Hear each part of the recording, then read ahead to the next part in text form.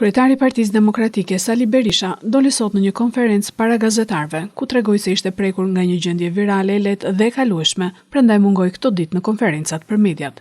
Ai vazhdoi me deklaratën për procesin e rinumërimit të votave, ku, sipas tij, është kërkesë e kandidatëve të cilët po mbështeten nga Partia Demokratike, por vota ka vdekur pa hyrë në kuti. Berisha shtoi se kamerat kanë zbuluar në mënyrë të përsëritur manipulime, për të cilat përdori dhe termin treni bullgar. Kryetari i Partisë Demokratike gjithashtu tha se nesër do të bëjë publik një tjetër lajm të rëndësishëm që ka lidhje me manipulimet e mëdha në zgjedhjet e 11 majit nga ana e mazhorancës. Kartelet e drogës dhe implikimet e tyre në ndrejtimin e Edi Ramës në zgjedhjet në farsën elektorale të 11 majit.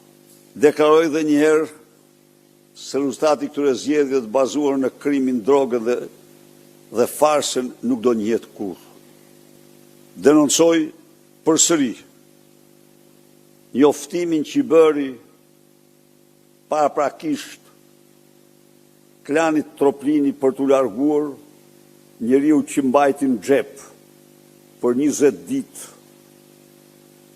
ditë urdhër arrestin ndërkombëtar të tyre të firmosur nga gjykatësi dhe që pranoi të ndryshojë dhe mbiemrin e të quhet jo më Duman por Troplin, Altin Dumanin.